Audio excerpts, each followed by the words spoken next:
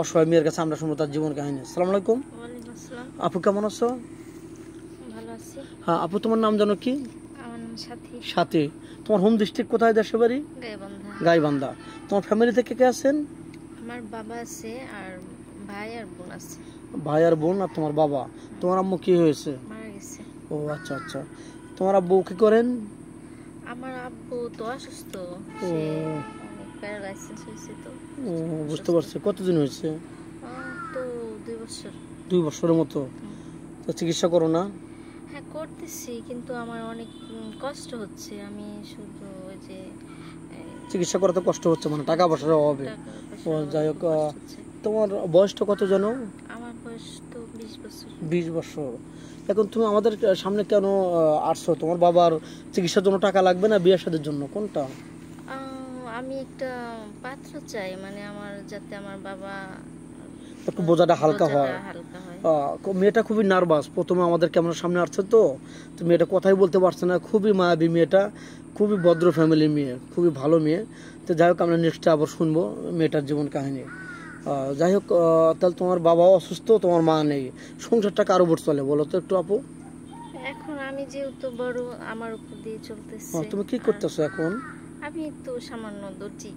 ও, টুকটাক দর্জি কাজ করতেছো। ওই টাকাতে কি হয়? দিনে কত টাকা পাবো? 100-150 টাকা ওরকমই। তাহলে মাসে হয়তো 150 টাকা পাইলে মাসে 4,000-4,500 টাকা।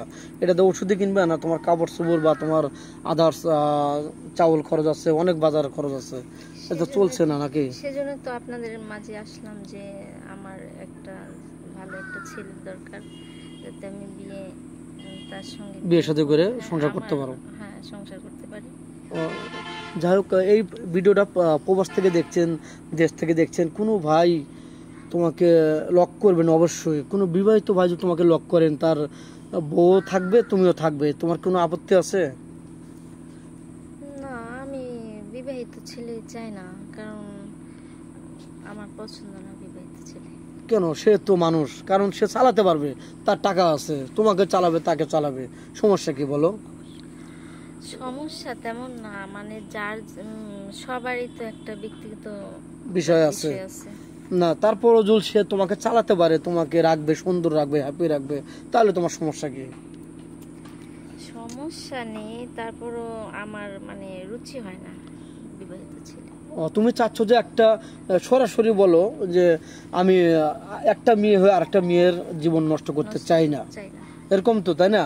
আর যদি মেয়েটার আপত্তি না থাকে, সেজুল রাজি থাকে, মেয়েটা তার ওয়াইফ রাজি থাকে তোমাকে নেবে, তাহলে তো রাজি। হ্যাঁ, আমি রাজি। প্রবাসী ভাই তোমাকে বিয়ে করে বাংলাদেশে রেখে গেলেন, তুমি কি পরকীয়ায় লিপ্ত হবে? আরেকটা ছেলের সাথে প্রেম করবে? ওগুলো করবে না তো? সত্যি বলছো? সত্যি, আমি অন্য ছেলের সাথে সম্পর্ক করব না। অন্য ছেলের সাথে সম্পর্ক করবে না? সত্যি? যাই হোক, তোমার কি যৌথ ফ্যামিলি ভালো লাগে না সিঙ্গেল ফ্যামিলি ভালো লাগে? যৌথ ফ্যামিলি ভালো লাগে না, সিঙ্গেল ফ্যামিলি ভালো লাগে না? যাই হোক, ভিডিওটা পাবলিক হচ্ছে, দেশ প্রবাস থেকে দেখছে, তোমাকে কিভাবে পাবেন? তোমার ফোন নাম্বার দাও। তোমার ফোন নেই? মেয়েটার কোনো ফোন নেই, আমাদের নাম্বার দেওয়া থাকবে। কেউ ভিডিও কল দেবেন না, ভিডিও কল দিলে ব্লক করতে বাধ্য হবো, কারণ এটা ইউটিউব চ্যানেল কর্তৃপক্ষের নাম্বার। ভালো থাকবেন, সুস্থ থাকবেন, আর মেয়েটার জন্য দোয়া করবেন। আল্লাহ হাফিজ।